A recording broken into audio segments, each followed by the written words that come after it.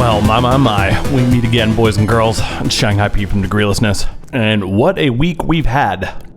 We've got the Witcher trailer, finally, which, looks okay. Doesn't look terrible, but it's nothing great. We've also got the Star Trek Picard trailer, which, man, I don't want to present anything that sounds like it even resembles endorsement for that. But I would be lying if I didn't feel a little bit something in my cold, empty, dead heart when Data showed up right at the end there. So as much as I and probably a lot of you are just praying, please be good. Please don't ruin Captain Picard. I mean, Alex Kurtzman and everybody from Discovery are still in charge of this, so we can't really realistically hold out any hope that's going to be good, which is fucking tragic. I don't want to see him do Jean-Luc like they did Luke Skywalker. Basically, I really fucking don't. What else we got? Oh, we got a new low for Twitch thottery. Alinity apparently is still being protected by Twitch despite throwing her fucking cat, feeding it vodka, and a bunch of other bullshit. I mean, sure, I'm with everybody else. It says, yeah, obviously the cat wasn't injured by that. The issue is the double standard that Twitch clearly has. I mean, I stay far the fuck away from that platform just because I'm into gaming. I can't avoid hearing about it. So, yeah, that's that's fucking ridiculous, as everybody knows. We got female Thor. Great, yes, I know. Thor is just his name, and it's not a title. I know that. But, so we got that. More tokenizing of our favorite comic book heroes, so that's fun. Microtransactions continue to fuck people over. Ubisoft realized that when they put out the story creator that people could make levels and quests that circumvented their microtransaction monopoly on the game, so they got really pissed off about that. There's a Switch Mini, which is great, very cool, but it can't dock, which is a fucking ballsack. I'm probably gonna pass on that one. James Bond is now a African-American woman. Great. They're censoring smoking now in adult games and even in Stranger Things. I mean, I know this is the same thing everybody said, but it bears repeating. So we can't see people smoking cigarettes in games, but we can blow people's heads off with double barrel shotguns. That's fine. I mean, it's just another double standard that's perpetuated everywhere, and it's nice to see it continuing. There's some more outrage. Obviously, there's always outrage. This time, it's about shoes or the lack thereof on a new Overwatch character. Like, is there no ceiling for this? I mean, I guess there obviously isn't, right? I mean, now we're even complaining about someone not wearing shoes.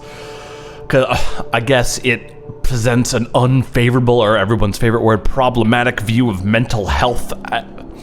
I mean, you're really fucking reaching at this point, everybody. You're really fucking reaching. So that's really depressing. Oh, and the guys from Stadia did an AMA recently confirming what everybody already knew, that system is fucking stupid and no one's going to pay for it. How this persists as an option and something that Google is pursuing it's baffling, really. No one has the internet to support that shit. I mean, fuck, I live in the middle of downtown LA. I have 500 megs down and 20 up, and even here, I still have problems buffering YouTube videos sometimes. And they're trying to tell me that or at least a lot of areas in the fucking states are gonna be able to play and stream games to a reliable extent. That's simply fucking madness, and everyone knows it. To say nothing of the problems that arise when Google inevitably abandons this, like they do a ton of other shit, and now you've spent $60 on a whole bunch of games that you simply can't have anymore. This is just such a bad idea. It really is just insane. It would be one thing, right, if you were going to pay $9.99 to just have access to a Netflix, which I mean is what everybody's saying, which would have been the obvious choice to go with, I guess, if you're Google, right? Apparently not. I would honestly consider paying $9-10 a month for access to an always-on streaming library, Netflix style of AAA games. That you could just plug a Chromecast or whatever the fuck it is into any device with a screen and just play shit right there. I would consider buying that, but the fact that you have to pay $60 normal price for every single game, and that after 2 or 3 years of a subscription, you will have paid the cost for a console anyway, except you don't even get to own the games. I don't see the point of this. I don't see who it's for. I don't see who would be excited about it. It just seems like it's more Google Glass garbage. I don't get it. I don't understand what anyone fucking does these days. The world is a fiery hellscape, and I don't understand anything. Anyways, all that aside, really what we're going to be talking about today is Star Wars. Star Wars, as I've known, you've known, we all have kind of known, it's been functionally dead for years. And at least I was sure of this after bearing reluctant witness to the abomination that was The Last Jedi. I mean, even then, had there been any lingering doubt, that was quickly abolished when we were drowned beneath the firestorm of feces that was the Solo movie. Ugh. So when I was looking at entertainment news earlier today, I saw some shit in a garbage shill media site about the next Star Wars movie. Of course, I didn't click on it. I assume it was just the regular access media terrorism, nothing new. But there was this image of a stormtrooper over the headline. Something about it must have triggered a stray neuron in my memory or something. Maybe it was the pose, the colors, I don't know. But something about it made me think of Dark Forces and its box art. You guys remember that from like 1995? That Doom style FPS, Dark Forces? So sick. Anyway, something about this image really reminded me of its box art. And immediately all those feelings that game used to engender in me came like flooding back. And for one blissful moment, before reality cruelly reasserted itself, I was that 12-year-old kid again waiting for that game. And that's really when it hit me. I don't feel anything when I see stormtroopers now. Lightsabers means nothing to me. X-Wings, a TIE fighter, Star Destroyers, those things used to be like the center of my little universe. Once, the very idea of a Star Destroyer made me gasp in amazement. A ship the size of a small city, slowly plying the vast void between distant stars with the firepower to level continents from orbit. Like, holy fuck, what could be more insane? Even the name, Star Destroyer, madness, simply fucking crazy. There was a time when the mention of those things would have sent my heart and my imagination like reeling for hours. Now there's nothing. I don't feel shit when I see anything Star Wars related anymore. Not even a twinge of sadness or regret, like when the memory of like a loved one or something long gone, briefly strays into your inner monologue. Where once those things would have created a fire in my mind, fueled by magic and possibility, now I feel nothing. Nothing at all. So, how did I get here? How did I become so bitter and dead inside? Well, let me tell you a story. This is a story about a PC game I mentioned before called Dark Forces.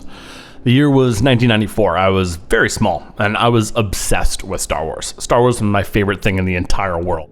I was born after Return of the Jedi was released, so there'd never been any real activity in like the Star Wars world in my lifetime. I mean, there was some content though, and I devoured every bit of it I could get my hands on. My family didn't have a lot of money when I was growing up, so I had to make do with what I could.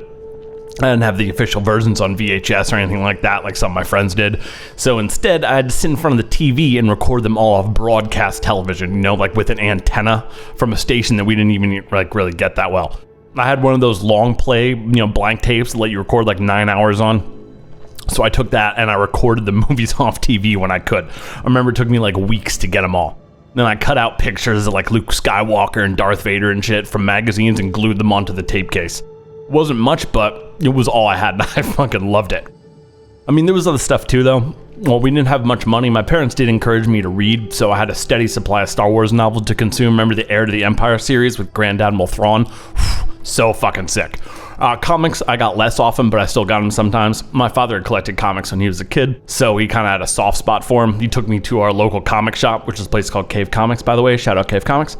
Relatively often, so I could spend like my meager allowance on them. I had the usual stuff most kids did. Spider-Man, Batman, that kind of stuff. But my favorites were a Star Wars series done by Dark Horse.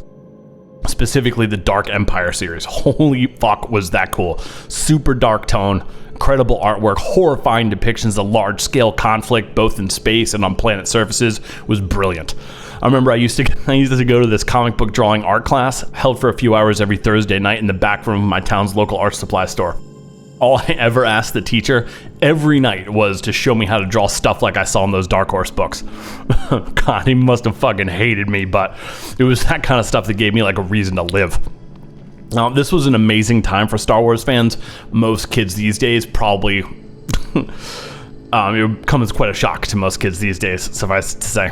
And it was also a great time just for sci-fi fans in general. It was a time of mystery and wonder, where the characters, scenery, and iconography of your favorite franchises hadn't yet been smeared across the internet in a disgusting rictus of the worlds that we once loved.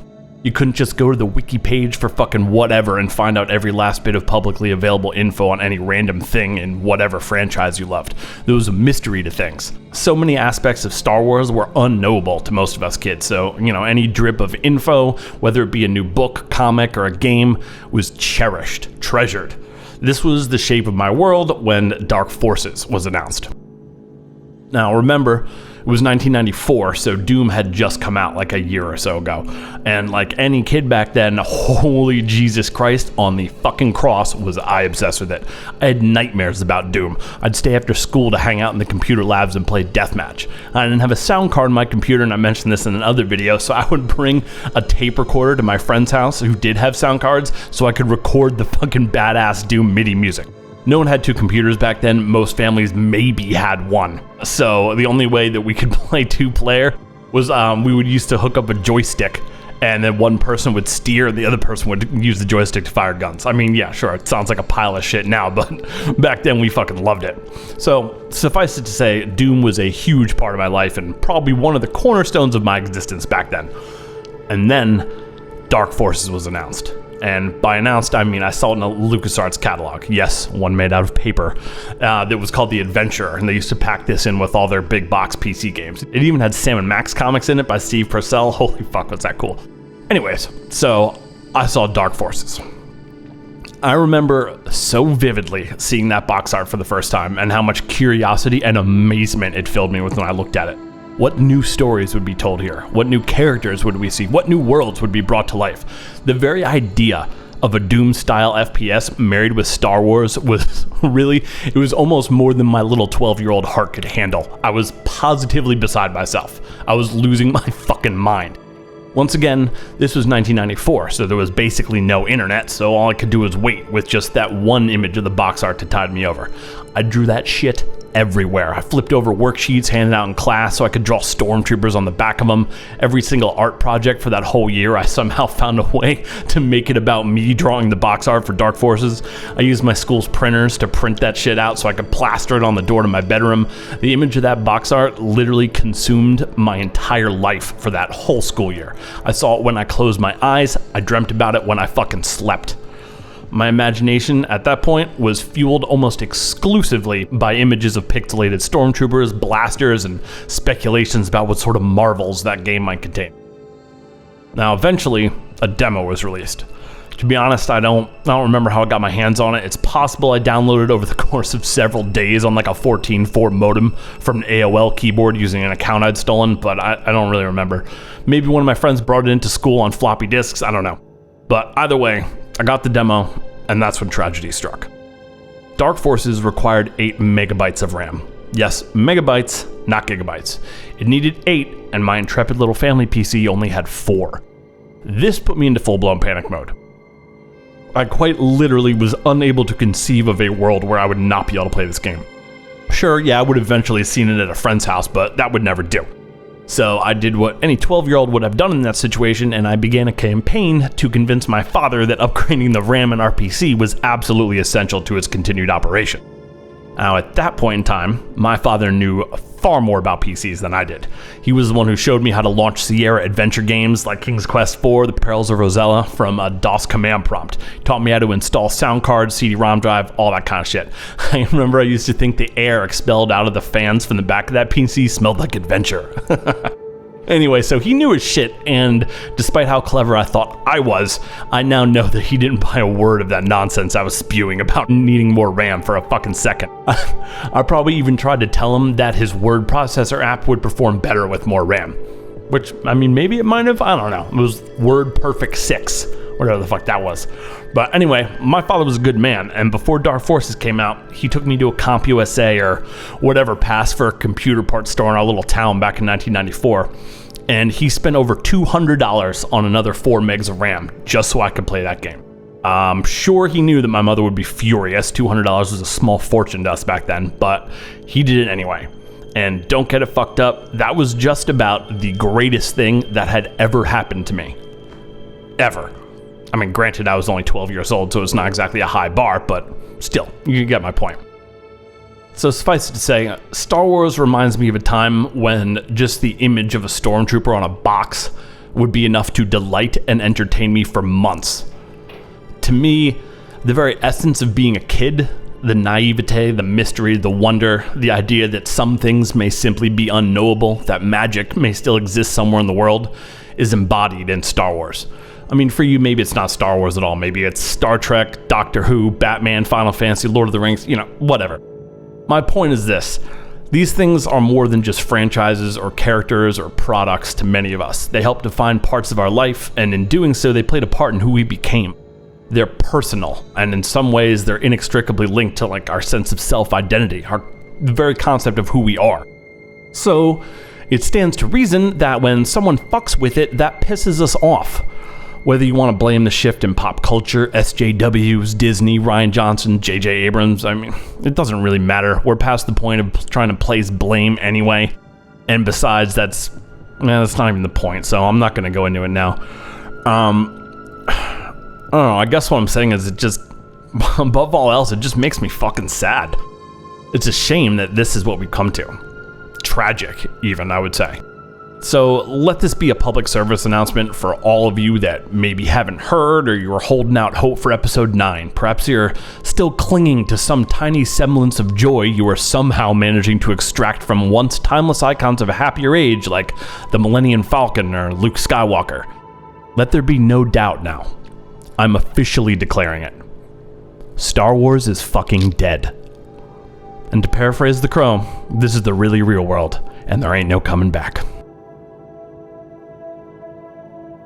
Jesus, well, that got a little personal. Got a little serious. I apologize about that. But also, let me just be clear as we're wrapping shit up. I don't hate Star Wars because there's women in it or because one of the main characters is a woman. I don't hate Star Wars because they cucked Poe Dameron or any other retarded shit like that. I hate it because it's fucking bad. Same with the tokenization of comic book characters and what they're doing in the MCU. My stance is, and always has been, if it's good, I don't fucking care. Just make it good.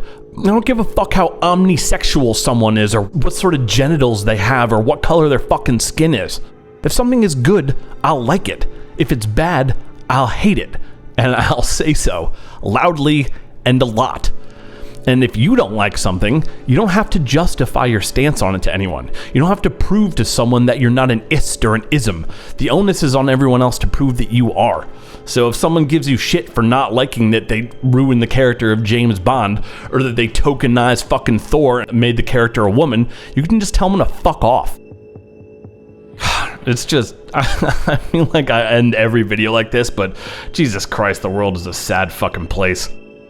It's bizarre, right? If you think about it, when a lot of us were younger, we could never dream of an era or a time where our favorite comic book heroes would be in a blockbuster movie franchise spanning multiple decades and 20 plus films and the whole world fucking loving them, or that there would be even one more Star Wars movie, let alone 4, 5, 8, however many they're fucking up to now. And the truly twisted part of it is, now that we've had all this stuff and they're continuing to do it and we're seeing what the real true cost of all that is, man, I don't know about you guys, but I kind of wish they just hadn't fucking done it at all. Imagine that for a moment. It's kind of nice, right? I mean, sure, we wouldn't have gotten all these incredible Avengers movies, and we wouldn't have gotten, what's a good Star Wars thing that's new that they did? Rogue One, kind of, I guess.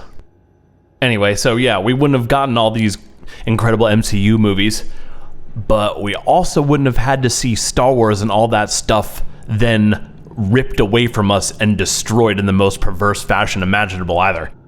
So is it worth it? Kind of a tough call, honestly. I'm not so sure that it was. Yikes. Well, on that cheery note, that about wraps it up for today. Thank you all for kicking it with us. Those of you who did, we love you today. We love you all the way. And remember, don't like, don't comment, and don't bother subscribing because, hey, fuck me, right?